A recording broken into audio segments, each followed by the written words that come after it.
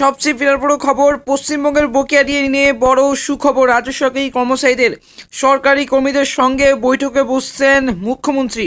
পশ্চিমবঙ্গের বকেয়া ডিএ নিয়ে সুখবর, বৈঠকে বসছেন মুখ্যমন্ত্রী। রাজ্য সরকারি কর্মচারীদের আশা পূরণ এই মুহূর্তে সবচেয়ে বড় খবর। আজ কিন্তু 323তম দিন ধরে আন্দোলন করছেন এবং সংগ্রামী যৌথ মঞ্চের একাংশ ডিএ আন্দোলনকারীরা পশ্চিমবঙ্গের বকেয়া মহার্ঘ ভাতা নিয়ে এবার ডিএ নিয়ে পশ্চিমবঙ্গ রাজ্য সরকারি কর্মচারীদের কর্মীদের সংগঠন ও মুখ্যমন্ত্রীর মমতা ব্যানার্জির মধ্যে আগামী মাসে অর্থাৎ জানুয়ারি 2024-এর শুরুতেই এক জরুরি বৈঠক হতে চলেছে বলে কিছু সূত্র মারফত খবর পাওয়া যাচ্ছে। এই মুহূর্তে সবচেয়ে বড় খবর যে আগামী জানুয়ারি মাসে 2024-এর শুরুতে এবং প্রথম সপ্তাহে কিন্তু এক জরুরি বৈঠকে বসতে চলেছেন সংগ্রামী যৌথ মঞ্চ এবং মুখ্যমন্ত্রী মমতা বন্দ্যোপাধ্যায়, এবং বৈঠক হতে চলেছে বলে কিছু সূত্র মারফত খবর পাওয়া যাচ্ছে।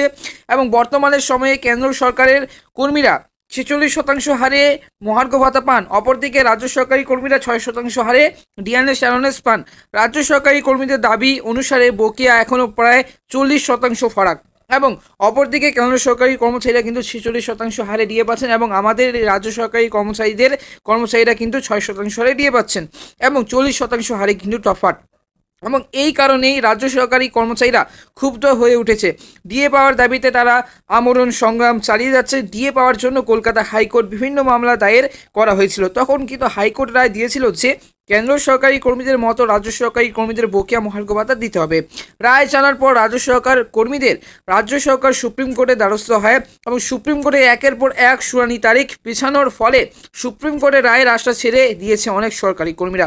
তবে সুপ্রিম কোর্টের রায়ের দিন পৌঁছালেও কিন্তু সরকারি কর্মীরা তাদের আন্দোলন জারি রেখেছে। আগে তাদের কর্মবিরতি পালন করতে দেখা গিয়েছিল, এবার তারা রাজ্য সরকারকে সরাসরি আক্রমণের পথে নেমেছে। জানুয়ারি মাসের শেষ সপ্তাহে তারা সমস্ত সরকারি অফিস, স্কুল, কলেজগুলি 3 দিনের জন্য বন্ধ রাখার আহ্বান জানিয়েছে ডিএনএস অ্যালোনেন্স বা বকেয়া ডিএ পাওয়ার দাবি অনুসারে রাজ্য সরকারি কর্মচারীরা। তবে মনে করা হচ্ছে যে 2024 সালে লোকসভা ভোটের আগে 5% ডিএনএস অ্যালোনেন্স ঘোষণা করবে কেন্দ্র সরকার এবং রাজ্য সরকারি কর্মচারীরা এবং রাজ্য সরকার, কেন্দ্র সরকার, ঠিক আছে। তবে মনে করা হচ্ছে যে 2024 সালে লোকসভা ভোটের আগে 5% ডিএনএস অ্যালোনেন্স ঘোষণা করবে কেন্দ্র সরকার, রাজ্য সরকার, ঠিক আছে। জানুয়ারি মাসের নেতাজি ইনডোর স্টেডিয়ামে সরকারি কর্মচারীদের সঙ্গে বৈঠক হবে। মুখ্যমন্ত্রী মমতা বন্দ্যোপাধ্যায় এবং মমতা ব্যানার্জির ওই অনুষ্ঠানের সেদিন হাজার হাজার সরকারি কর্মী উপস্থিত থাকবেন এবং এই সমস্ত মানুষের একটাই লক্ষ্য হলো মুখ্যমন্ত্রীর মুখ থেকে কী বার্তা প্রেরিত হয় সেটি শোনার। সবার মূল আকর্ষণ হলো মমতা ব্যানার্জি এবং মনে করা হচ্ছে ওই দিন তিনি ডিএনএস অ্যালোনেন্স ঘোষণা করতে পারেন। পশ্চিমবঙ্গ রাজ্য সরকারি কর্মচারী ফেডারেশন চেয়ারম্যান মানস ভূঁইয়া বলেন, জানুয়ারি মাসে আমরা সম্মেলন করতে চাই, তাই আমাদের প্রাণের চাহিদা মুখ্যমন্ত্রীর উপস্থিতি।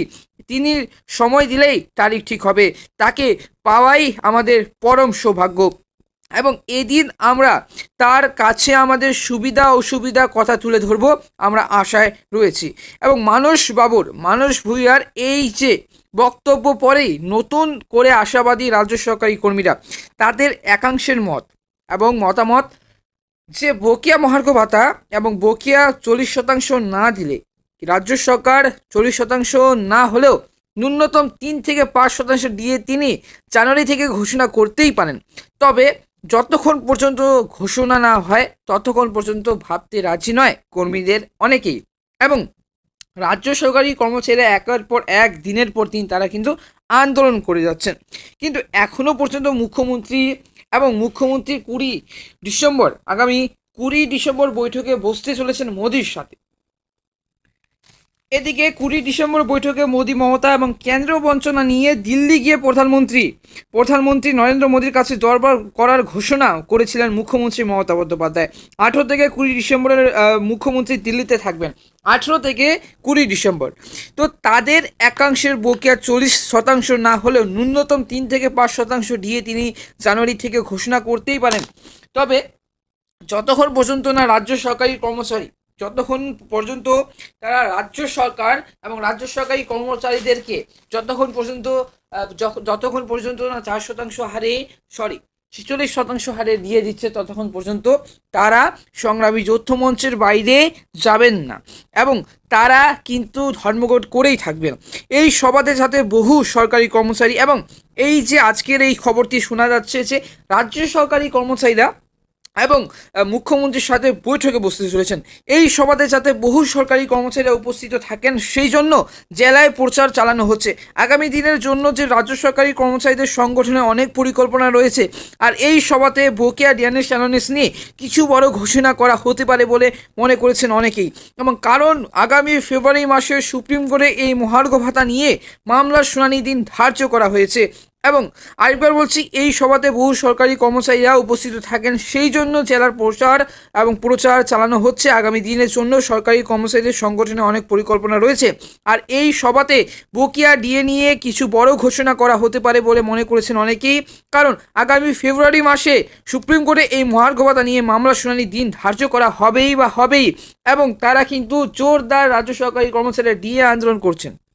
তো এই ছিল আজকের ভিডিওটি ভালো লাগলে থাকে অবশ্যই ভিডিওকে লাইক করবে, চ্যানেলটিকে অবশ্যই সাবস্ক্রাইব করে পাশের বেল আইকনটা অবশ্যই ক্লিক করে রাখবে। ধন্যবাদ। দেখা হচ্ছে কোনো লেটেস্ট আপডেট নিয়ে।